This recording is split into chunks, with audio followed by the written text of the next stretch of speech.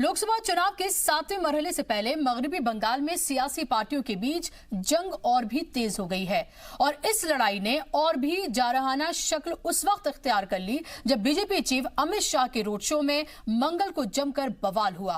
Road show में पत्थरबाजी और आगजनी ने बीजेपी और बंगाल की बरसरे इख्तिदार पार्टी तृणमूल कांग्रेस के बीच तनातनी और ज्यादा बढ़ा दी और दोनों पार्टियों ने एक दूसरे के खिलाफ मोर्चा खोल दिया है। इस वाकये के बाद बंगाल और दिल्ली का सियासी पारा और ज्यादा गर्मा गया है। इसी को लेकर आज दिल्ली में अमित शाह ने प्रेस कॉन्फ्रेंस की और ममता बनर्जी पर जमकर हमला बोला। इतना ही नहीं, अमित शाह ने इलेक्शन कमीशन पर भी जानिबदारी का इल्जाम लगाया है। ममता बनर्जी की सरकार पर हमला करते हुए अमित शाह ने कहा कि लोकसभा चुनाव से पहले पंचायत चुनाव में भी टीएमसी वालों ने इसी तरह से तशद्दुद किया था। इस दौरान अमित शाह ने इलेक्शन कमीशन पर सवाल खड़े करते हुए कहा है कि ईसी तमाशाई बनकर बैठा है और टीएमसी तशद्दुद करती जा रही है। अगर ऐसा ही चुनाव होता रहा तो इलेक्शन कमीशन की गैर जानिबदाराना रवैये पर सवाल खड़े होने लगेंगे।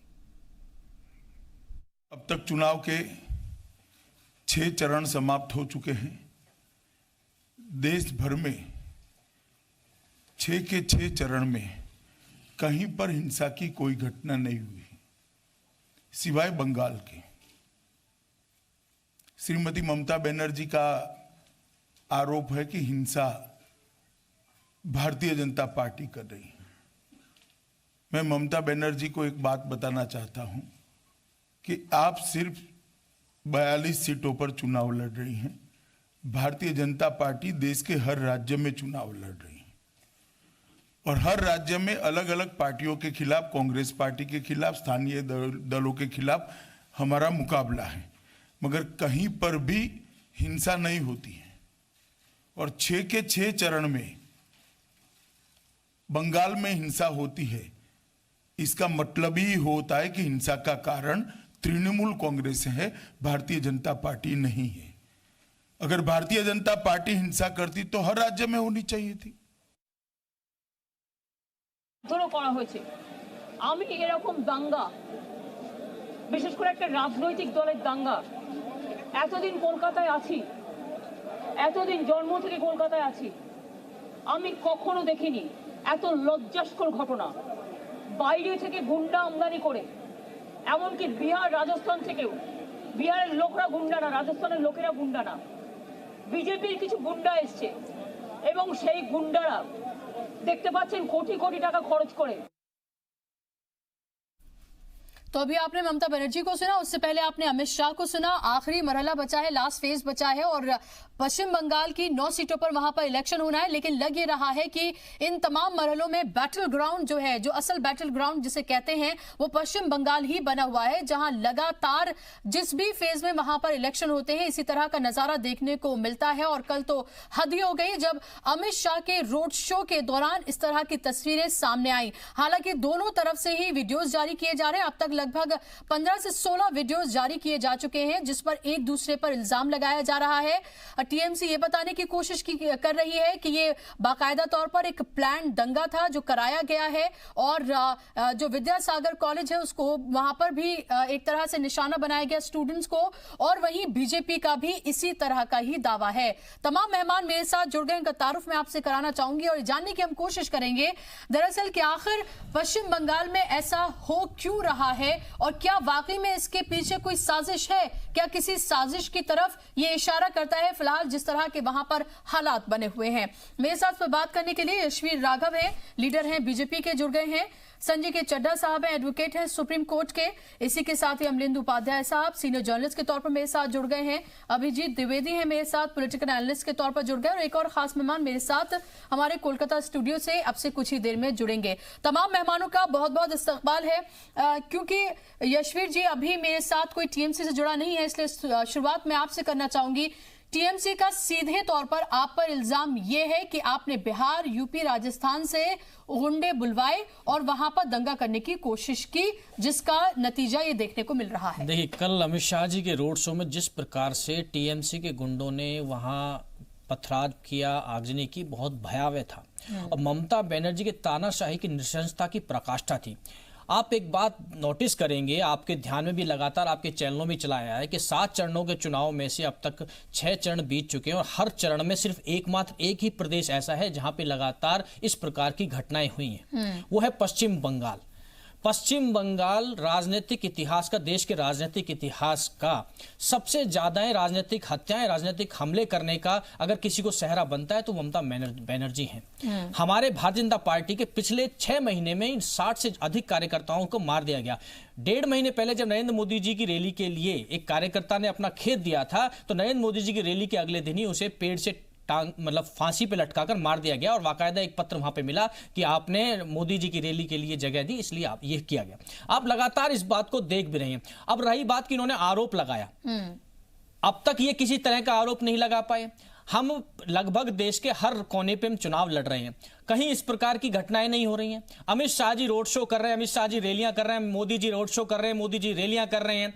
इतनी सिक्योरिटी होने के बावजूद आप तक कोई इस तरह की हरकत दिखाई दी। लेकिन पश्चिम बंगाल में ही क्यों हर चरण में इस प्रकार की घटनाएं हो रही हैं? कहीं ना कहीं ममता बनर्जी बौखला गई हैं। लगभग उन्हें अंदाजा हो गया है कि उनका सिंहासन डोल रहा है। ये भी लोगों को साफ दिखाई दे रहा है। एक तरफा तो ये नहीं है, सिर्फ ऐसा तो नहीं कि सिर्फ टीएमसी की तरफ से किया जा रहा, आपकी तरफ से कुछ नहीं किया जा रहा। हमारी तरफ से कुछ भी नहीं है, वरना हमारे 60-70 कार्यकर्ता ना मारे जाते। आप एक भी बता दीजिए, एक भी घटना। दूसरी बात, उन्होंने इस प्रकार का आरोप लगाया, एक वीडियो दिखाया कि भगवा टी शर्ट पहनने से ही भाजपा का कार्यकर्ता नहीं हो जाता है। कितनी भी किसी को भी बचाने के लिए, अपना बचाव मुद्रा दिखाने के लिए, क्यों अमित शाह जी के ऊपर घटना हुई है, बाकायदा जानलेवा एक तरह से हमला हुआ है, इसको बचाने के लिए वो कुछ भी हद तक जा सकती है। आप एक बात सोचिए, जो विश्वविद्यालय के बाहर भाजपा के कार्यकर्ता है, बाकायदा 2 गेट है, एक मेन गेट है जिसमें सिक्योरिटी खड़ी है और वहां की लोकल पुलिस है, जो लोकल पुलिस बाकायदा ममता बनर्जी के इशारों पर ही चल रही है। उसके बाद एक और कमरा है जिसमें अंदर जाके मूर्ति है और अंदर टीएमसी के कार्यकर्ता हैं, टीएमसी के छात्र संघ के लोग हैं और बाहर बीजेपी के। अंदर मूर्ति टूट जाती है, बीजेपी के कार्यकर्ता को अंदर जा भी नहीं पाता, फिर भी मूर्ति टूट जाती है। लेकिन आरोप किस पे लगा रहा है? बीजेपी। लेकिन बाकायदा तौर पे ईश्वर उन्होंने वीडियो जारी की है, वीडियो जारी करके उसमें वीडियो जारी किया, उसमें एक कार्यकर्ता को ये बताया है जी, एक कोई इन्होंने ये बताया कि ये कार्यकर्ता बीजेपी का है। एक टी शर्ट का बताया कि भगवा टी शर्ट पहनी है इसीलिए वो बीजेपी का कार्यकर्ता है। भगवा टी शर्ट तो किसी को पहना के उतारा जा सकता है, कोई भी घटना की जा सकती है। इस बात का यह पुष्टि नहीं हो जाती है कि भाजपा का कार्यकर्ता है। भाजपा का कार्यकर्ताओं को तो अंदर एंट्री तक नहीं दी गई, विश्वविद्यालय के मेन गेट के बाहर तक रहे। इवन जब अमित शाह जी का रोड शो खत्म हुआ तो आप ये कह रहे हैं कि सब कुछ उन्हीं की तरफ से किया गया, मूर्ति भी उन्हीं तरफ से तोड़ी गई है, गेट भी मूर्ति तो उन्होंने ही तोड़ी है, बाकायदा अपने बचाव मुद्रा में आने के लिए तोड़ी है। अमित शाह जी के रोड शो में हंगामा किया है, पत्थरबाजी की है, आगजनी की है। भाजपा कार्यकर्ताओं की गाड़ियां जलाई गई हैं, मोटरसाइकिल जलाई गई हैं और एक तरह से कहूंगा राष्ट्रीय अध्यक्ष के ऊपर जानलेवा हमला हुआ है और की बाकायदा इंक्वायरी की जाएगी और 23 मई के बाद जवाब भी दिया जाएगा। ठीक है, अमरेंद्र उपाध्याय जी, क्या आपको ये मामला इतना ही सीधा सरल नजर आ रहा है जितना दिखाने की कोशिश की जा रही है, या वाकई में जिस तरफ लगातार तमाम लोग इशारा करें कि कोई साजिश हो सकती है? लगातार हम ये भी देख रहे हैं कि बीजेपी वहां पर एक तरह से अगर अपोजिशन का कोई रोल वहां पर अदा कर रहा है तो बीजेपी ही है। लगातार उसकी वोटिंग कहें कि अगर परसेंटेज वो भी वहां पर लगातार बढ़ रही है। क्या ये टीएमसी की बौखलाहट हो सकती है या फिर आपको इसके पीछे कुछ और वजह लगती है? देखिए, ये एक तरीके से मुर्गा कुश्ती है और ये दिखाने का प्रयास कर रहे हैं कि वहाँ ये नंबर 2 हैं, लेकिन ये सिर्फ हिंसा करके वहाँ नंबर 2 दिखाने का प्रयास कर रहे हैं, विपक्ष बनना चाहते हैं। लड़ाई वहाँ सीधी सीधी टीएमसी और वाम मोर्चे की है, ये वहाँ लड़ाई में कहीं है भी नहीं। 4थे नंबर की ताकत है ये वहाँ पे। अब ये जिस तरीके की बातें की जा रही हैं कि उन्होंने हमला किया, इन्होंने हमला किया, देखिए थोड़े दिन पहले एक वीडियो वायरल हुआ इनकी ही एक प्रत्याशी का, वो टीएमसी के लोगों को धमका रही थी कि हम यूपी और बिहार से गुंडे बुलवा के तुमको पिटवाएंगे। सब लोगों ने देखा उसको, तो वो अगर सही है, वो मतलब मैं उसको तायद नहीं करता वो ठीक है कि नहीं, वो चूंकि सोशल मीडिया पर वायरल हो रहा है, अगर वो सही है तो फिर ममता बनर्जी के आरोप में थोड़ी सी सत्यता दिखाई पड़ती है। दूसरी तरफ ममता बनर्जी भी इतनी सीधी सादी नहीं है। असल में देखिए, वहाँ जो ये प्रयास कर रहे हैं, वहाँ ये दुर्गा और काली के समक्ष जो है श्री राम को जो खड़ा करने की कोशिश कर रहे हैं, ये असल में बंगाल की अस्मिता पे प्रहार कर रहे हैं एक तरीके से। और ये इन्हें बंगाल में मिलना कुछ नहीं है, लेकिन बंगाल में इस तरीके की चीजें करके बाकी पूरे देश में जो है ये अपनी हवा बनाने का प्रयास करना चाह रहे हैं। ये चाहते हैं कि बंगाल में इस तरीके से करके ये उत्तर प्रदेश में या और जहां भी चुनाव बचा है वहां दिखाने की कोशिश करें, क्योंकि ये यूपी और बाकी देश में तो श्री राम को भूल गए, अब ये वहां श्री राम दिखाना चाहते हैं। तो ये एक तरीके से निरा कुश्ती है, इसका फायदा वहां बंगाल में ममता बनर्जी को हो रहा है। अमरेंद्र जी, लेकिन आप ये देखिए तो कि अगर जो जिस पार्टी की हुकूमत होती है वहां पर लॉ एंड ऑर्डर की जिम्मेदारी, कि लॉ एंड ऑर्डर वहां पर सही रहे, बहाल रहे, किसी भी तरह की कोई परेशानी ना हो, चाहे वोटिंग के दौरान, चाहे किसी की रैली है या किसी का रोड शो है, ये जिम्मेदारी तो उस रियासत के सदर की है। तो क्या ऐसे में आपको नहीं लग रहा कि ममता बनर्जी की तरफ से एक तरह से वो सख्ती नहीं दिखाई गई है और एक छूट दी गई है, जिसका नतीजा ये देखने को मिल रहा है? देखिए, एक तो पहली चीज ये कि चुनाव आचार संहिता लागू है, सारी चीजें इस समय चुनाव आयोग के हाथ में है। ना केंद्र सरकार के हाथ में कुछ है, ना राज्य सरकार के हाथ में है। तो सरकारों की एक तरीके से भूमिका इस तरीके से खत्म हो जाती है। यशवीर जी का ये आरोप सही है, बिल्कुल सही है कि वहां की पुलिस जो है वो तृणमूल कांग्रेस की एजेंट की भूमिका निभा रही है। लेकिन ममता बनर्जी का भी ये आरोप सही है कि केंद्रीय फोर्सेज जो है वो भारतीय जनता पार्टी की एजेंट की भूमिका निभा रही है। आरोप दोनों तरीके से ठीक है। अब समस्या ये है कि किस बीच का रास्ता क्या निकले। मुझे लगता ये है कि ये एक तरीके से नूरा कुश्ती है। बाकी देश में जो है भाजपा को फायदा हो, वहां ममता बनर्जी को फायदा हो, और वो होता हुआ दिख रहा है ममता बनर्जी को फायदा, क्योंकि बंगाली अस्मिता जो है वहां वो अब आगे आ गई है। जवाब दे देता हूँ। उन्होंने कहा कि भारती घोष का एक वीडियो चल रहा है, वो सबको पता लग गया है कि वो फ्रॉड वीडियो है, वो किसी ने जबरदस्त बनाया है। मतलब मैंने पहले कह दिया, मैं उसकी तारीफ नहीं कर रहा, मैंने पहले कह दिया कि अगर वो सही, अगर आपने ये कहा भी कि हो सकता है वो फ्रॉड हो, वो फ्रॉड ही है दूसरा, लेकिन एक वीडियो सत्य है जो ममता बनर्जी ने वाकायदा मंच से कहा है कि एक एक इंच का बदला लूंगी। ये वीडियो सत्य वाकायदा मंच से बोला गया और हर चैनल ने चलाया भी है। उस बात की भी अमलेंदु जी आप जानकारी दीजिए, देश की जनता इस चैनल के माध्यम से देखे कि किस प्रकार से उनके मन में, किस प्रकार से वहां के कार्यकर्ताओं को डराना, भाजपा के कार्यकर्ताओं को डराना चाह रहे हैं। दूसरी बात, आपने कहा कि भारतीय जनता पार्टी तो वहां चौथे नंबर पे, सत्य है शुभ्रा जी, इन्होंने बिल्कुल सही कहा। भारतीय जनता पार्टी के 2 सांसद हैं बस बंगाल में और विधानसभा में नगण्य स्थिति पे, लेकिन वर्तमान में जो नंबर 2 की लड़ाई लड़ रहे हैं लोकसभा चुनाव के लिए वो भारतीय जनता पार्टी है। और ये बात टीएमसी को भी पता है, उसको भी पता है कि टीएमसी उससे ज्यादा सीट ले सकती है और कांग्रेस और वाम दल कहीं गिनती में नहीं है, तभी वो आज कहीं पिक्चर में नजर नहीं आ रहे। आप कहीं भी देखेंगे, अगर आप किसी कांग्रेसी नेता से बयान लेंगे तो टीएमसी के पक्ष में बोलता नजर आता है। वाम नेता से बयान देंगे वो टीएमसी को भी बुराई करता नजर आएगा, भाजपा को। लेकिन ये भूल जाते हैं, मैं टीएमसी के लिए भी कहूंगा, ममता बनर्जी ये भूल जाती हैं कि जो वामपंथी सरकार 34 साल वहां रही, उसके उपद्रव से परेशान होकर, उसके वहां पे जो उन्होंने नृशंस हत्याएं की उससे परेशान होकर बंगाल की जनता ने ममता बनर्जी को चुना था और आज उसी लाइन पे वो चल रही है, उसी तरह से वो हत्याएं कर रही है, कार्यकर्ताओं को लगातार मारा जा रहा है। ऐसे काम नहीं चलेगा। जब बंगाल की जनता की मन बन जाएगा और वो मन बना लेंगी कि उनको धराशायी करना है ममता बनर्जी को, तो ज्यादा दिन रुक नहीं पाएंगी। और अब सबसे बड़ी बात, मैं जिस प्रकार से जनाधार ममता बनर्जी का खो रहा है तो बौखलाहट बनती भी है। और सबसे जो महत्वपूर्ण जो बात मैं कहना चाह रहा था कि उनके भतीजे की सीट जो अंतिम चरण में है जिनका चुनाव, वो मुख्य कारण है उनकी बौखलाहट का। जिस प्रकार से वो हर जगह इस प्रकार से हमले करवा रहे हैं, हत्याएं करवा रही हैं, तो ये सोचने वाली है, क्योंकि उनके बाद उनका राजनीति। चलिए, आपके और उनके दोनों के दावों में कितना दम है 23 मई को पता चल जाएगा। कि आप कह रहे हैं आप नंबर 2 की लड़ाई, आप लगातार बीजेपी की तरफ से कहा जा रहा है कि हम 20 से 25 सीटें, कुछ तो 30 भी बोल देते हैं कि हम वहां से हासिल कर रहे हैं। बहुत ही कम दिन बचे हैं, ये पता चल जाएगा कि किसने कितनी किस तरह से वहां पर जंग लड़ी है। संजय जी, मुझे बताइए कि अभी फिलहाल हम देखें तो अब तक तो अपोजिशन इलेक्शन कमीशन को लेकर सवाल खड़े करता रहा था, लेकिन अब बीजेपी की खुद की तरफ से सवाल खड़ा किया जा रहा है इलेक्शन कमीशन को लेकर, और यह कहा जा रहा है कि किस तरह से मूक दर्शक बना हुआ बैठा हुआ है इलेक्शन कमीशन और कोई भी कार्रवाई नहीं की जा रही है, खासतौर पर पश्चिम बंगाल को लेकर। देखिए, बहुत ही महत्वपूर्ण बात है, बहुत इंपॉर्टेंट बात है कि यहाँ पे सबसे अहम चीज जो है वो हम सब लोग भूल रहे हैं। हम लोग स्टूडियो में यहाँ आज डिस्कशन कर रहे हैं कि बीजेपी ने करवाया है या तृणमूल ने करवाया है। देखिए, हमारी एजेंसी है, हम लोग गवर्नड होते हैं रूल ऑफ लॉ से। ऐसा नहीं है कि अगर सत्ता में टीएमसी है तो उनके रूल चलेंगे, नहीं।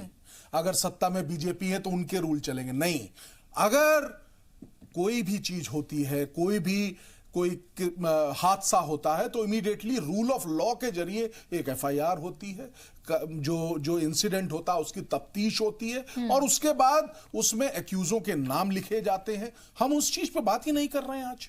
देखिए, यहां पे दोनों पक्षों ने बहुत बढ़िया इंपॉर्टेंट बात है, जो कि इस केस को, जब ये केस चलेगा, मैं थोड़ा सा आगे का बताना चाहता हूं, क्योंकि दोनों पक्षों की ओर से काफी वीडियोस पेश किए, काउंटर एफआईआर होना लाजमी बात है। इस पक्ष ने भी एफआईआर की है और दूसरे पक्ष ने भी एफआईआर की है।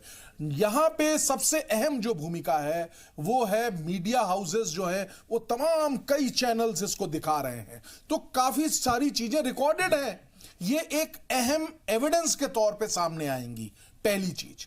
दूसरी बात जो सबसे अहम है, जैसे ही इन चीजों का अवलोकन होगा, इन चीजों को हम लोग वे करेंगे, तो ये पता चल जाएगा कि किसका कौन गलत है और किसका दूध का दूध और पानी का पानी हो जाएगा। तो इसलिए सबसे बड़ी और सबसे अहम बात है वो ये है कि इन्वेस्टिगेशन, नंबर एक बात। नंबर दूसरी बात जो एक आप कह रहे हैं कि इलेक्शन कमीशन के ऊपर इल्जामात लगाए गए हैं। देखिए, इलेक्शन कमीशन कोई गवर्नमेंट नहीं बन गया वहां पे। इलेक्शन कमीशन जो है वो वहां पे जाके पुलिस को टेक ओवर नहीं कर लिया है। इलेक्शन कमीशन की भूमिका इसी जो इंफ्रास्ट्रक्चर है, वही पुलिस, वही एडमिनिस्ट्रेशन, उसी के साथ मिलके इलेक्शन कंडक्ट कराना है। एडमिनिस्ट्रेशन को देखना किसी भी तरीके से इलेक्शन कमीशन के पास नहीं है कि इलेक्शन कमीशन हर डे टू डे और एक एक छोटी छोटी माइन्यूट चीजों को नहीं देखेगी। एडमिनिस्ट्रेशन अपना जो जिस ढर्रे पे चल रहा है, जो गवर्नमेंट की फंक्शनिंग है, मशीनरी है, वो उस पे चलेगी। इसीलिए कहते हैं आचार संहिता लग जाती है।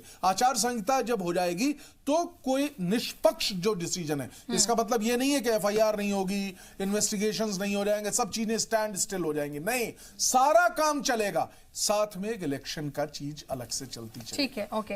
अभिजीत, आप मुझे बताइए कि अगर यही सवाल इलेक्शन कमीशन को लेकर ये कहीं और किसी स्टेट में हुआ होता और यही वहां पर अगर बीजेपी का रूल होता और किसी और पार्टी ने इसी तरह से इलेक्शन कमीशन को लेकर सवाल उठाए होते, तो बीजेपी की तरफ से लगातार ये कहा जाता कि देखिए एक इंडिपेंडेंट बॉडी है और उसको लेकर सवाल उठाए जा रहे हैं। यही अब आप उसी को लेकर, यानी कि बीजेपी उसी को लेकर वो सवाल उठा रही है, तब ठीक है?